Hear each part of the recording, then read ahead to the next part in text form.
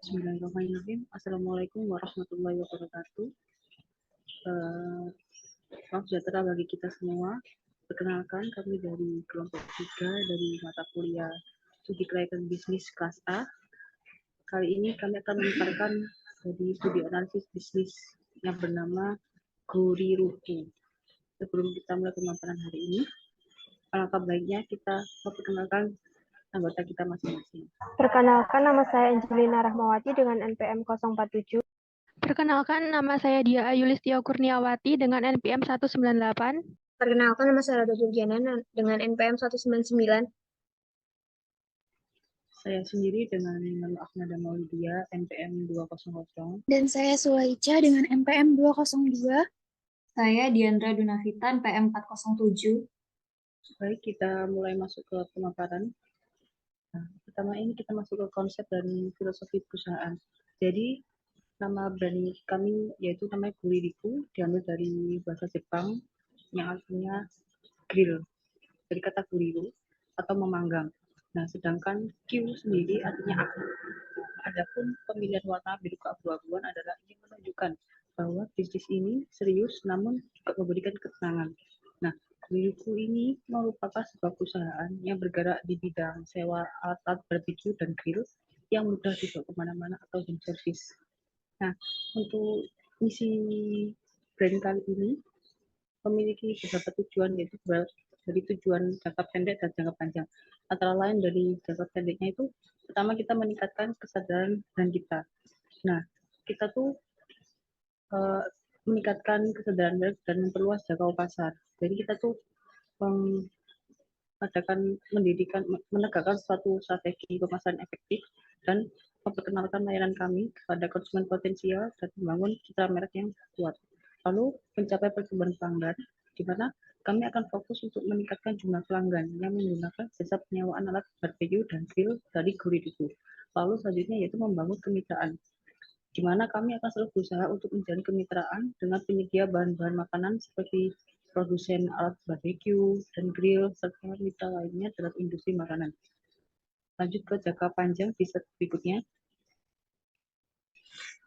Yang pertama adalah memperluas cakupan geografis, di mana kami akan mengembangkan operasi ke daerah-daerah baru, baik di dalam kota Surabaya maupun di luar kota Surabaya, untuk mencapai konsumen yang lebih luas. Lalu selanjutnya masuk ke menjadi pemimpin pasar, di mana kami bertujuan untuk menjadi pemimpin pasar dalam industri sewa alat barbecue dan grill home service. Nah, kami itu berusaha memberikan layanan unggulan, kualitas alat yang terjamin, dan pengalaman pelanggan yang menyenangkan. Lalu masuk ke inovasi produk dan layanan. Jadi, Guririku sendiri itu akan terus berinovasi untuk memperluas portofolio produk dan layanan brand kami. Lalu poin membangun hubungan jangka panjang dengan pelanggan. Jadi kita memanfaatkan program loyalitas dengan komunikasi yang efektif dan pemenuhan kebutuhan pelanggan. Kita masuk kepada bab pertama, yaitu studi analisis bisnis pasar dan marketing.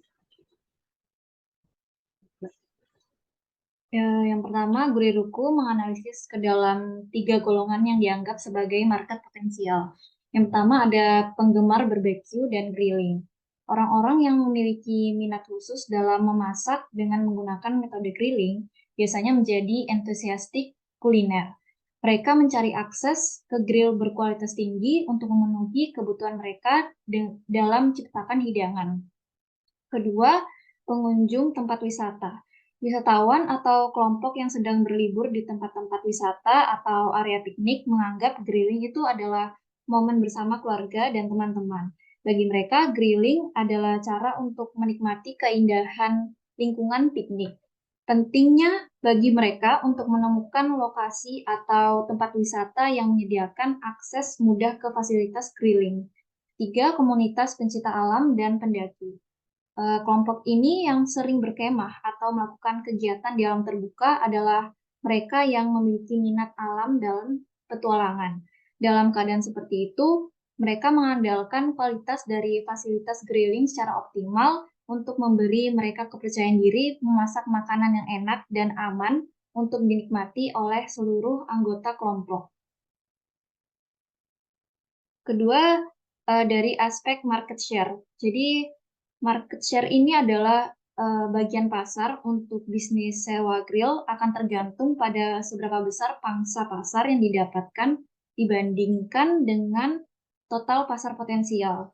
Jadi, sini ada misalnya jika total pendapatan pasar untuk bisnis sewa grill di wilayah Surabaya itu ada 30 juta, 50 juta selama 1 tahun. Dan pendapatan bisnis dari sewa grill adalah 10 juta dalam periode waktu yang sama. Maka market share-nya adalah 20%. Artinya artinya dalam market share Guriruku sebesar 20% di wilayah Surabaya. Tapi market share itu dapat berubah dari waktu ke waktu karena pengaruh dari persaingan, tren pasar, dan strategi bisnis yang diimplementasikan. Oleh karena itu, owner penting untuk terus memantau dan mengelola market share untuk mempertahankan dan meningkatkan bisnis seiring berjalannya waktu. Yang ketiga ada strategi pasar, terbagi menjadi targeting dan positioning.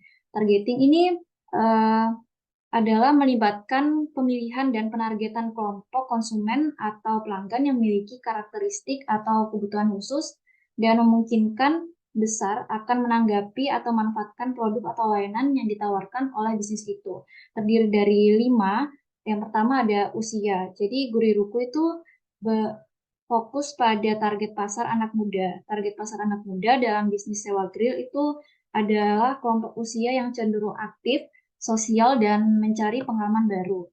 Mereka seringkali belum memiliki rumah sendiri dan lebih suka untuk menyewa alat-alat atau peralatan daripada membelinya. Kedua, dari pendapatannya. Jadi, sewa Guriruku itu memiliki fleksibilitas keuangan bagi anak muda yang belum memiliki pendapatan tinggi, sehingga peluang sewa grill ini lebih besar. Ketiga, dari wilayahnya.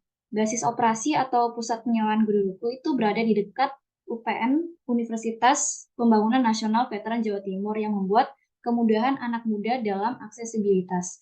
Keempat, dari minatnya. Guriruku itu menyasar konsumen yang cenderung menyewa peralatan daripada membelinya.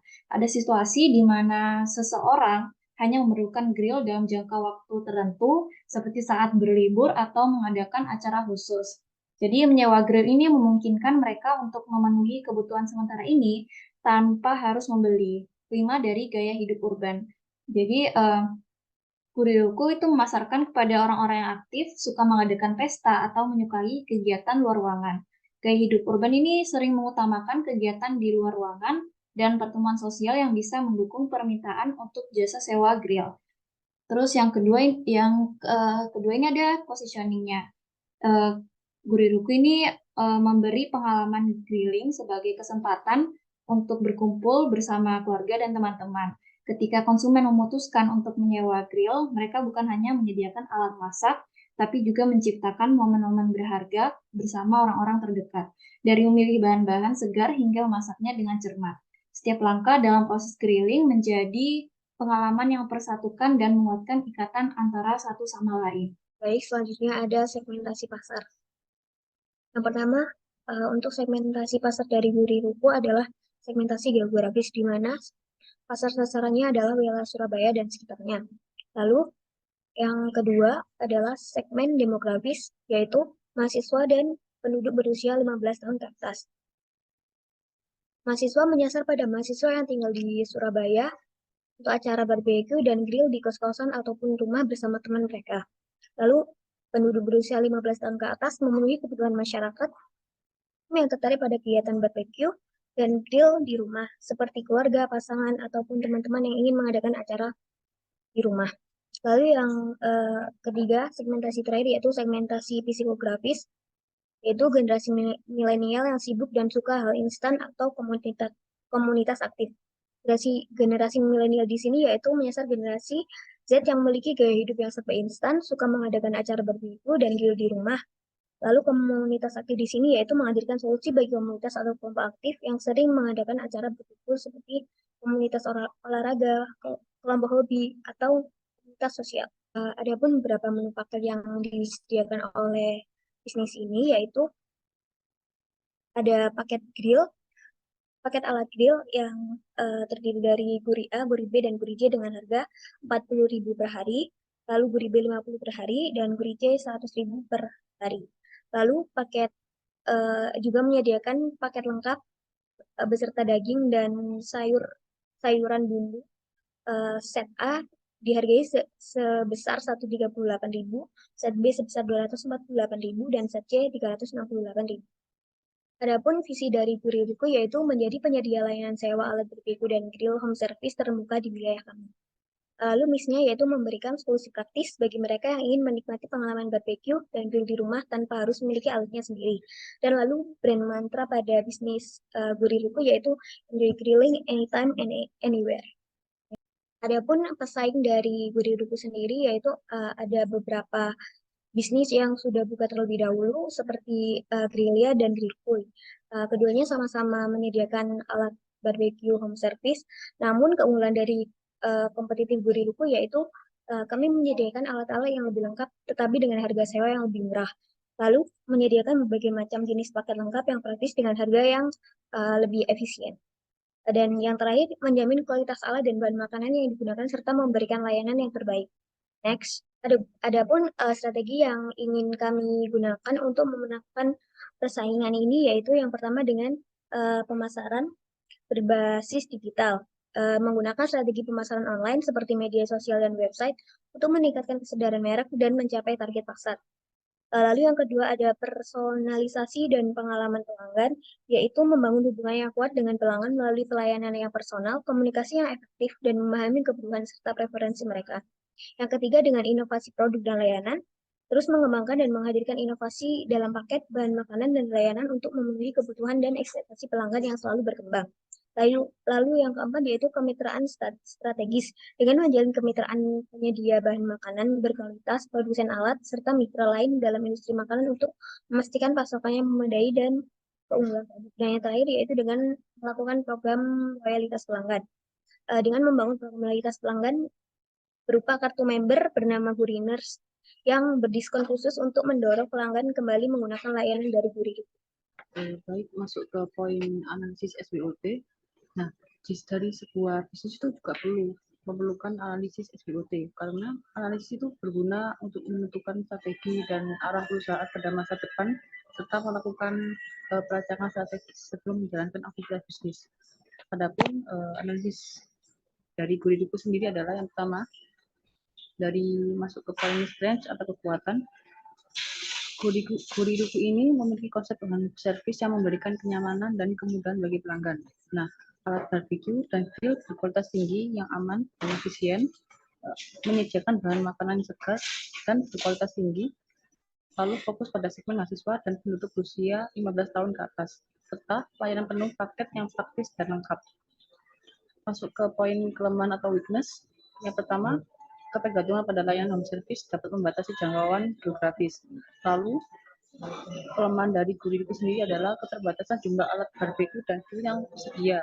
Lalu, juga memiliki resiko dalam manajemen logistik dan penyimpanan bahan makanan. Lalu masuk ke threat atau ancaman. Jadi, dari Guriruku sendiri juga memiliki ancaman, yaitu persaingan dari penyedia layanan serupa di wilayah yang sama, daerah Surabaya. Lalu ada perubahan tren dan preferensi konsumen terhadap jenis makanan dan hobi yang dapat mempengaruhi permintaan. Lalu masuk ke peluang atau opportunities, yaitu pasar yang potensial di wilayah Surabaya dan sekitarnya dengan pertumbuhan penduduk yang terus meningkat. Lalu yang poin kedua masih ke peluang, yaitu tingginya minat dan tren masyarakat terhadap kegiatan grilling atau barbecue dan kehadiran komunitas milenial yang aktif dan gemar melakukan kegiatan secara bersamaan atau bersama-sama. Untuk selanjutnya, saya akan menjelaskan tentang strategi promosi. Strategi promosi yang dilakukan oleh Guriruku sendiri yaitu mengunggah konten-konten menarik melalui beberapa sosial media seperti Instagram dan juga TikTok. Seperti yang kita tahu bahwa promosi itu merupakan salah satu aspek yang cukup penting bagi studi kelayakan bisnis. Promosi juga sangat menentukan bagi perkembangan suatu bisnis. Jika strategi promosi yang dilakukan sudah tepat, maka produk ataupun jasa yang ditawarkan akan diminati oleh banyak orang. Nah, selanjutnya yaitu media promosi. Di sini Kuriruku melakukan beberapa langkah untuk beberapa langkah strategi yang dilakukan untuk mempromosikan Kuriruku tersebut. Yang pertama yaitu melalui iklan digital. Kami akan memanfaatkan media digital seperti platform periklanan online, iklan di media sosial, dan mesin pencari untuk mempromosikan layanan Guriruku. Lalu yang kedua yaitu konten visual dan video. Kami akan membuat konten visual yang menarik dan video pendek yang menggambarkan pengalaman barbecue dan grill yang menarik dengan menggunakan layanan Guriruku. Yang ketiga yaitu kampanye influencer. Kami akan menjalin kerjasama dengan influencer lokal yang memiliki basis pengikut yang relevan dengan target pasar kami. Lalu yang keempat yaitu program kemitraan. Kami akan menjalin kemitraan dengan pihak-pihak yang relevan dengan industri makanan dan acara, seperti restoran, kafe, penyelenggara acara, atau penyedia makanan catering. Lalu yang selanjutnya yaitu program loyalty dan diskon. Kami akan menerapkan program loyalitas bagi pelanggan setia Guriruku. Kami akan memberikan diskon khusus, penawaran eksklusif, atau hadiah untuk pelanggan yang menggunakan layanan kami secara berulang atau merekomendasikan kepada orang lain. Lalu selanjutnya ada perencanaan promosi. Dalam rangka memperluas jangkauan pasar dan meningkatkan kesadaran merek Guriruku, kami telah merancang perencanaan promosi yang terstruktur dan efektif.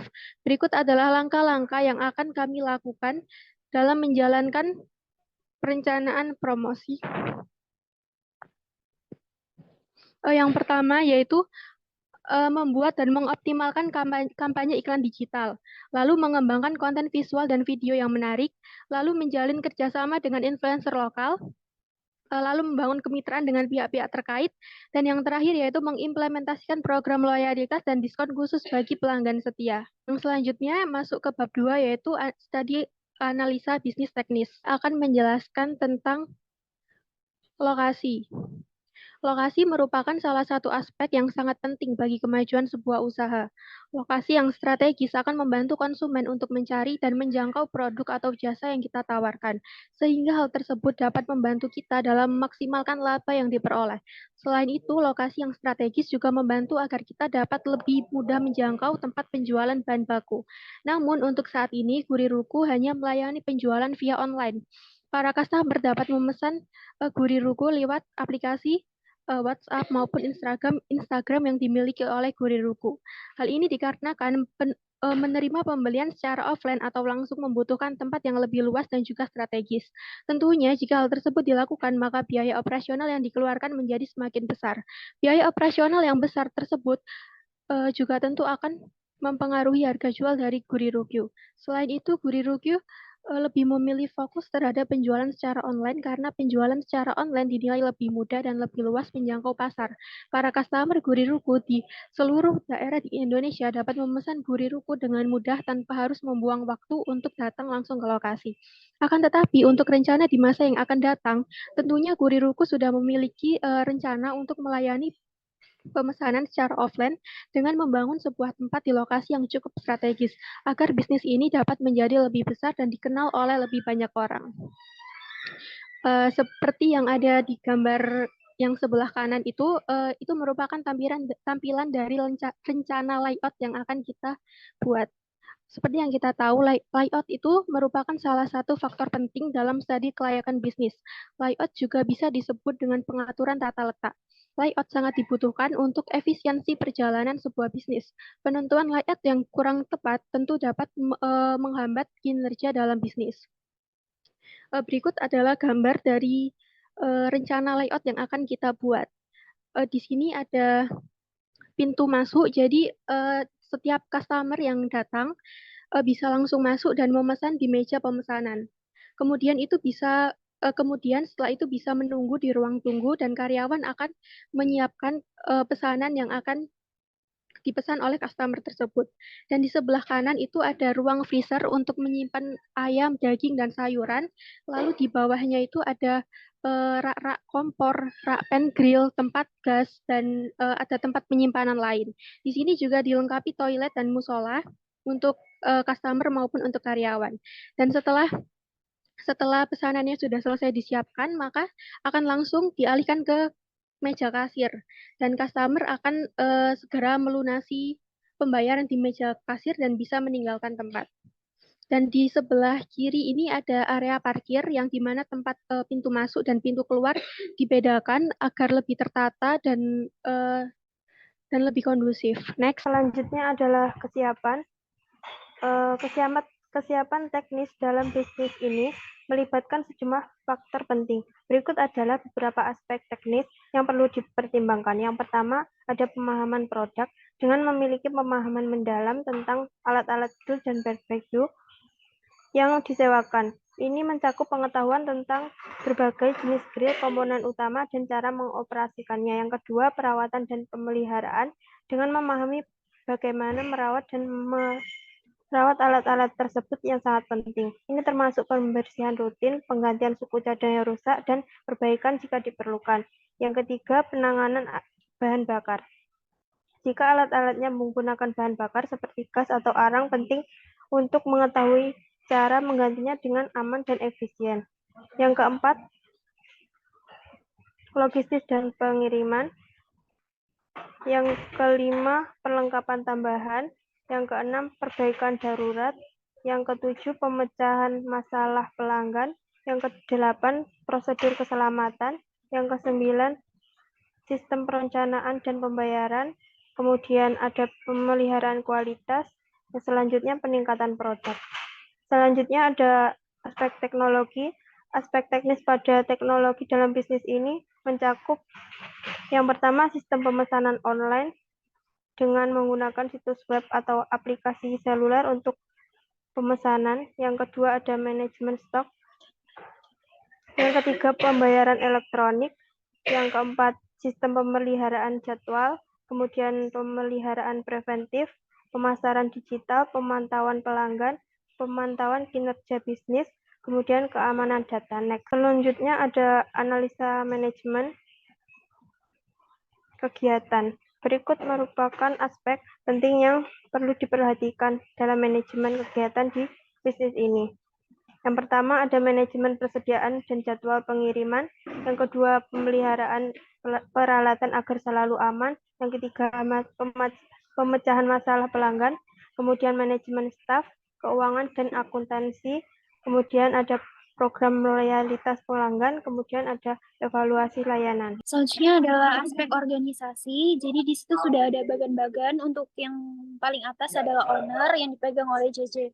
Jadi di situ tugasnya adalah bertanggung jawab atas kepemilikan dan pengelolaan bisnis Guriruku, lalu mengambil keputusan strategis terkait arah bisnis dan pertumbuhan perusahaan, lalu menetapkan visi, misi, dan nilai-nilai perusahaan, serta memastikan kelancaran operasional dan berkelanjutan bisnis. Lalu di bagian yang bawah itu ada terdapat manajer pemasaran yang dipegang oleh Ahmad.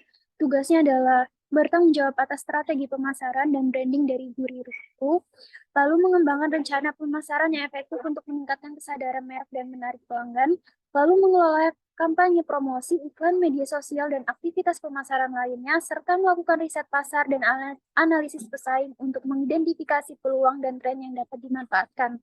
Lalu ada manajer yang kedua adalah manajer keuangan yang dipegang oleh Sulaica. Tugasnya adalah bertanggung jawab atas manajemen keuangan perusahaan, lalu mengelola pembukuan, perencanaan anggaran, dan pelaporan keuangan, serta memonitor aliran kas dan melakukan analisis keuangan untuk mendukung pengambilan keputusan yang tepat.